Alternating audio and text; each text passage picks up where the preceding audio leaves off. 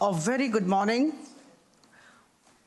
It's indeed my pleasure and a matter of privilege for me to brief you regarding the proceedings of the Executive Committee, which was held at Geneva on 17th and 18th of October, just prior to the commencement of the 151st IPU Assembly.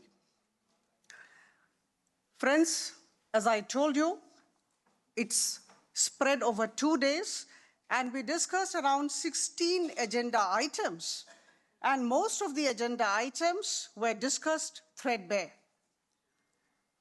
Greetings from India, the largest democracy of the world, with 1.4 billion people of diverse faiths, cultures, religions, and colors. I come from a country where Vasudhaiva Kutumbakam, the world is one family, is the underlying theme around which all our activities revolve. I come from a country where the strength is derived from embracing differences and not from forcing sameness. I'm delighted today to be able to address my esteemed colleagues from around 36 countries who constitute the Asia-Pacific group. As I told you, there were 16 agenda items, and we all discussed everything threadbare for a couple of hours every day, keeping the sole goal in view, and the goal was the tagline of the IPU, the slogan of the IPU, for democracy for everyone. I will be touching upon some of the major issues that we discussed, and I solicit your kind attention. Number one, friends, as you know, it has been mentioned by the chair today, the last meeting of the Executive Committee, the 296th meeting, this is the 297th meeting which was held 2 days back. The 296th meeting was held in Olympia, Greece.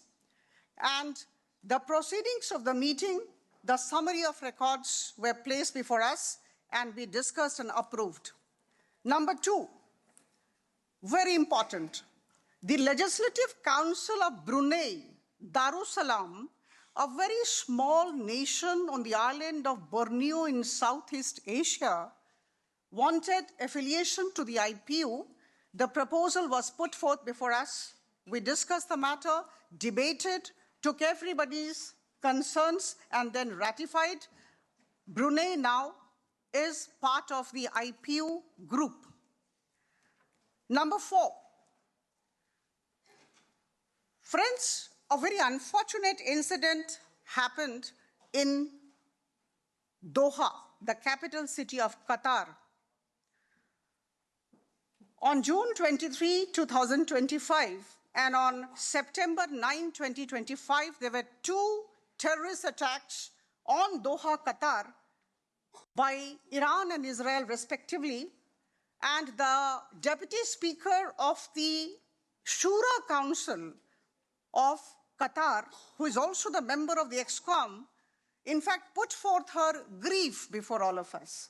She was shocked, and she expressed her shock before all of us, and she wanted support from us. Believe me, I'm delighted as member of the ExCom and the Vice President of the executive body that instantaneously every member of the executive committee came out openly and condemned the terrorist attacks on Doha, Qatar by Iran and Israel. The sovereignty of Qatar was upheld by one and all. The attitude of Iran and Israel was found to be unacceptable. Friends, we move to the next, that is the 5th point that was very forcefully raised by the Speaker of Niger, the country called Niger, you are aware of, in Africa. There was a military coup in Niger on 26th July 2023, almost 2 years back. And thereafter, the democratic processes went for a toss, as you know, and an advisory council, an apology for a parliament was put into place, and the speaker of that advisory council came forward to the executive committee of the IPU and put forth his case. Now let me tell you the background, my dear friends. The IPU, after the military coup and the suspension of the democratic processes, had actually suspended the membership, or rather suspended the affiliation of Niger to the IPU.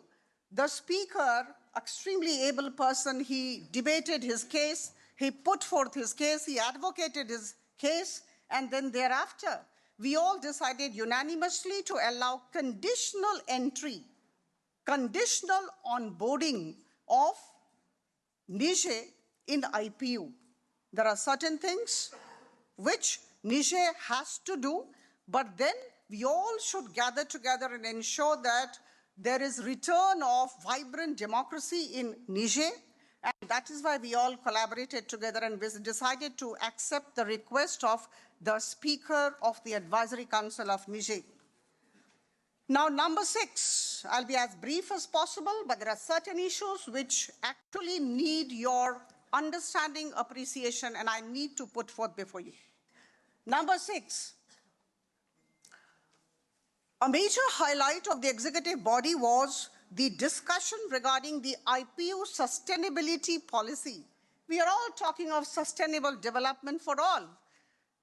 So I must congratulate the Secretariat of the IPU, the members of the IPU, and all of us put together who have drafted the IPU sustainability policy.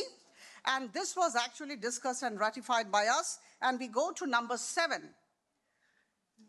We all are aware of the fact that we are guided currently by the IPU strategy from 2022 to 26.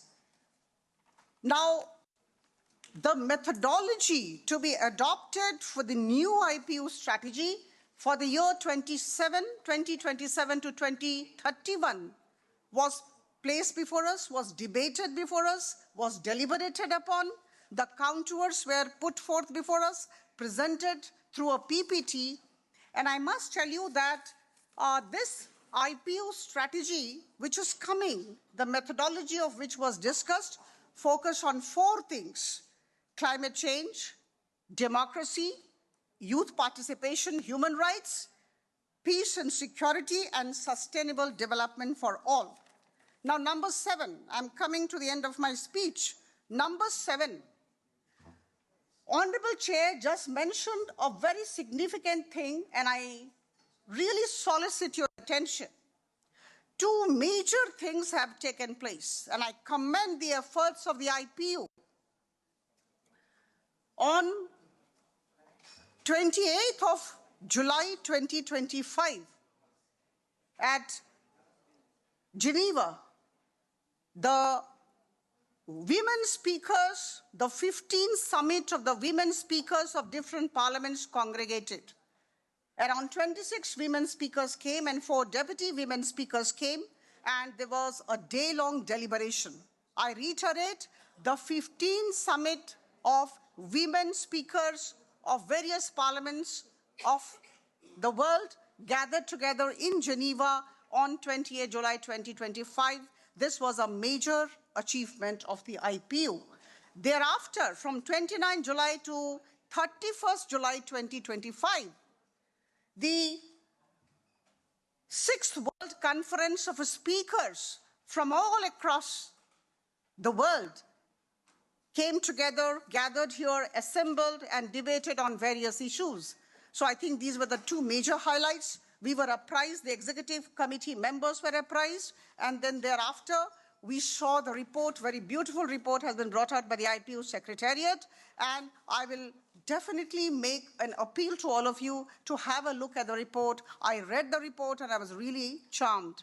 Very well drafted reports on the 2 summits that took place. And I must bring to your knowledge, I'll be failing in my duty if I don't mention this. The theme of the debate was, in the 6th World Conference of Speakers was a world in turmoil, parliamentary cooperation and multilateralism for peace, justice, and prosperity for all. So this is something which we really need to know.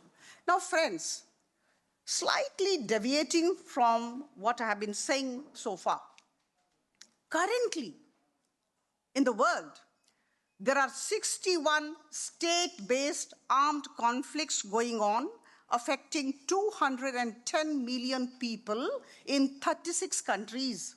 And that is why we are all here. We need peace, we need tranquility, we need solidarity, and we need our sovereignty to be respected and upheld. Now here, I must commend the IPU Secretariat, and again, all of us, we all constitute the IPU, and we have come for the 151st IPU General Assembly. The general debate theme is enchanting. It is upholding humanitarian norms and supporting humanitarian action. I'm really looking forward to, as you are doing, my esteemed colleagues from 36 countries of the Asia-Pacific group, to a very good, very fruitful dialogue and discussion in this 4 days meeting, and this is all about parliamentary diplomacy. Now, at the end, I can only say that my very esteemed colleague, my dear friend, Honourable Speaker, Australia, Mr. Milton Dick, who is here, would be talking to you about the financial position of the IPU. And I can only say that finance is the backbone of every institution, and it is our bounden duty as a member of the IPU to know as to what kind of finance we have and how are we handling, what is the budget, what are the costs. And as the chairman of the subcommittee of this finance group, Honourable Speaker, Mr. Milton Dick would be talking to you. Friends, as I conclude, I can only say that I'm delighted to meet each one of you. And let us all catalyze collective parliamentary action for peace, justice, and harmony in this beautiful world of ours. Thank you very much. Namaskar. Thank you, Mrs. Sarangi. Good morning, Asia Pacific delegates. My name is Milton Dick.